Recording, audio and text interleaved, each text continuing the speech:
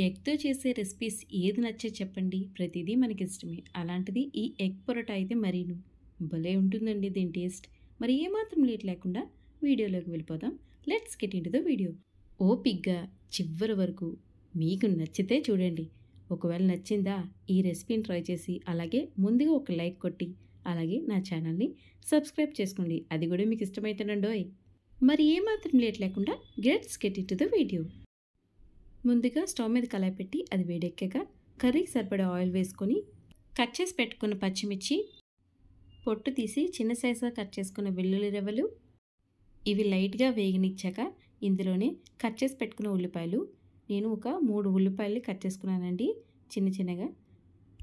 ఇలా వేసుకున్న వాటిని ఒకసారి కలుపుకుందాం. చాలు, ఇవి కాస్త వేగితే సరిపోతుంది. ఇప్పుడు ఇందులో ఒక 1/2 టీ స్పూన్ పసుపు, తగినంత సాల్ట్, ఒక స్పూన్ కారం వేసుకొని వీటిని మూత పెట్టి కాసేపటి వరకు మగ్గనివ్వాలి. అప్పుడే ఆయిల్లో బాగా వేగి భలే ఉంటుందండి దీని టేస్ట్. ఒక్కసారి ఇలా ట్రై చేయండి, సూపర్గా ఉంటుంది. ఇప్పుడు మూత తీసి మనం వేయించుకున్న ఉల్లిపాయల్లో ఈ ఉప్పు కారం కలిసేలాగా ఒకసారి కలుపుకోవాలి. కాసేపటికి ఉల్లిపాయల నుంచి ఇలా ఆయిల్ పైకి తేలినప్పుడు మనం ఒక గ్లాసుడు వాటర్ వేసుకోవాలి. ఇలా వేసుకొని మూత పెట్టి ఈ ఉల్లిపాయల్ని కాసేపు వరకు ఉడకనివ్వాలి. ఒక 5 నిమిషాలు అయితే సరిపోతుందండి. 5 నిమిషాల తర్వాత స్టవ్ మీడియం ఫ్లేమ్లోనే పెట్టి ఉడికించుకోండి, పర్వాలేదు. ఇలా ఉడికిన తర్వాత ఇందులో మనం ఒక్కొక్క ఎగ్ని కట్ చేసుకొని ఇలా ఒక్కొక్కటిగా వేసుకోవాలి. దీన్ని ఏమాత్రం కదపకూడదండి. చక్కగా బ్రేక్ చేసుకొని ఎగ్ ఈ విధంగా ఇంట్లో వేసేయాలి, అంతే. వీటిని మీడియం ఫ్లేమ్లోనే మూత పెట్టి ఉడికించుకోవాలి. సిమ్లీలో పెట్టినా పర్వాలేదు. వాటర్ మొత్తం ఇంకిపోవాలి. చూసారా ఎంత వాటర్ ఇంకిపోయి అసలు వాటర్ లేకుండా చక్కగా ఉల్లిపాయల్లో ఆయిల్ బయటికి తేలేంత వరకు ఉడికింది. ఇప్పుడు ఈ కర్రీ ఉంటుంది, సూపర్గా ఉంటుందండి.